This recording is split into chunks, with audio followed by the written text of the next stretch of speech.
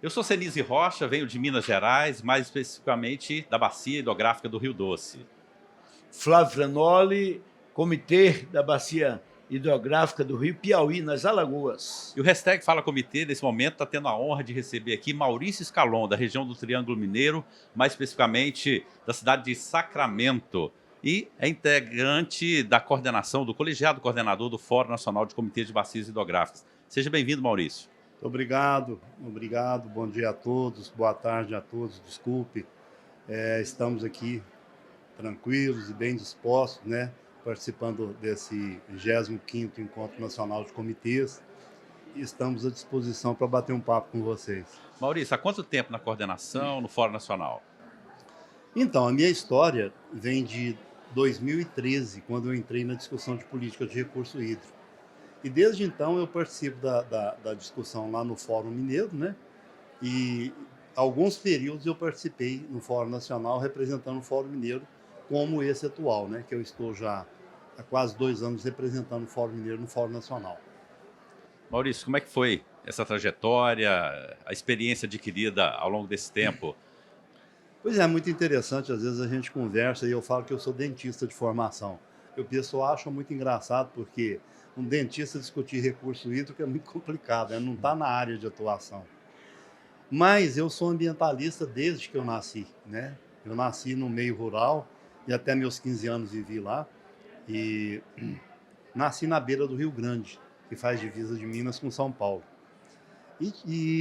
Consequentemente, eu sempre tive um amor e uma ligação muito grande com esse rio. E eu, na década de 90, na época da Eco 92, eu tive a iniciativa de fundar uma ONG lá na minha cidade, em Sacramento, para discutir a questão de mecanismo de transposição de barragem numa que estava para ser construída lá na nossa região. E começamos um movimento que foi vitorioso e a gente conseguiu o nosso intento, né? E o consórcio que construiu a usina implantou esse mecanismo de transposição, né? Haja vista que a fauna aquática daquela região, 90% é reofílica, né? Ela necessita de nadar vários quilômetros, os peixes, para desenvolver o processo de reprodução. Então, nós somos vitoriosos nesse processo e, desde então, a gente discute política ambiental e, mais recentemente, desde 2013, eu estou na discussão de política de recursos hídricos nos comitês, né? Maurício, você hoje encabeça uma chapa que daqui a alguns dias, né, pretende ser aclamada como a coordenação para 2 anos do Fórum Nacional de Comitês de Bacias Hidrográficas. Como é que se deu isso? Fala pra gente. Essa situação aconteceu a partir da nossa indignação com o imobilismo do processo de discussão da política de recurso hídrico pelo Fórum Nacional, né? Eu externei isso com muita clareza em todas as reuniões que eu participava nas assembleias do colegiado do coordenador do Fórum Nacional, e a gente começou um movimento, por acaso, que inclusive você foi uma das primeiras pessoas que me apoiou na nossa discussão, e esse movimento foi crescendo na medida que a gente percebeu que a nossa indignação não era só nossa, era da maioria, né? E esse movimento nós começamos ele com uma situação interessante, porque ele foi startado muito antes, né? E a gente estava numa conversa morna e, de repente, eles apresentaram a chapa para concorrer nesse pleito agora em Porto Alegre, em maio desse ano. E naquele momento nós começamos um processo mais intenso, né? Que culminou na registro da candidatura nossa, né? Para concorrer na eleição do Fórum Nacional, né? E esse movimento foi tomando corpo na medida que as pessoas foram participando e entendendo que aquela propositura, que não era nossa, era de todos, nós buscamos propostas. Ao invés de nós apresentarmos nomes, nós apresentamos propostas, né? E os nomes fluíram naturalmente dentre as discussões do Brasil inteiro, né? E quais são as principais carências? Você disse algumas aí, a inércia e tal, mas pontualmente, e as propostas em cima dessas carências, quais são? Pois é, nós temos uma discussão que ela é latente, né? Ela é crônica. Nós estamos há quase 30 anos discutindo a 9433 e a maioria dos 243 comitês do Brasil sequer tem um plano de bacia. Quem dirá a instituição de enquadramento ou de cobrança, né? Então, uma das nossas propostas é a gente buscar mecanismos de provocação das instâncias superiores no sentido de provocar a implementação desses instrumentos. É fundamental. Como é que você gerencia recurso hídrico sem você ter aqueles instrumentos formais e elementares na produção desse gerenciamento, né? Você tem que ter um plano, você tem que ter um enquadramento, você tem que ter cobrança, né? Você tem que fazer outorgas, né? Então, isso é fundamental. Se a gente não tem isso nas mãos, a nossa propositura de discussão de recurso hídrico fica para nós mesmos. Nunca ninguém vai saber que a gente está necessitando daquilo. Então, a gente pretende, uma das principais propostas é que a gente crie mecanismos de discussão permanente lá em Brasília, que é de onde emanam as questões todas, as regulamentações, o processo todo de regulamentação, né? E a gente vai provocar dentro da Câmara de Deputados e no Senado, nas comissões, né, que fazem a discussão de recurso hídrico, comissões ambientais.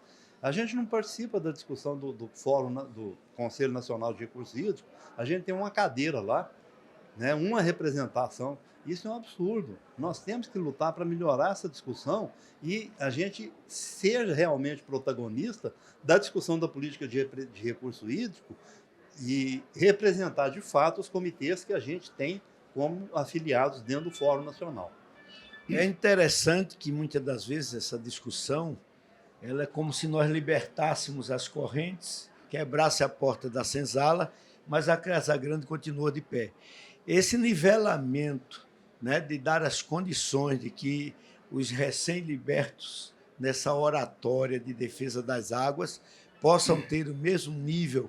Você acredita que nessa nova etapa a gente vai ter a quebra desse paradigma e aí não haverá mais Casa Grande nem senzala, mas haverá uma nação em defesa das águas mais coercitiva, mais fortalecida?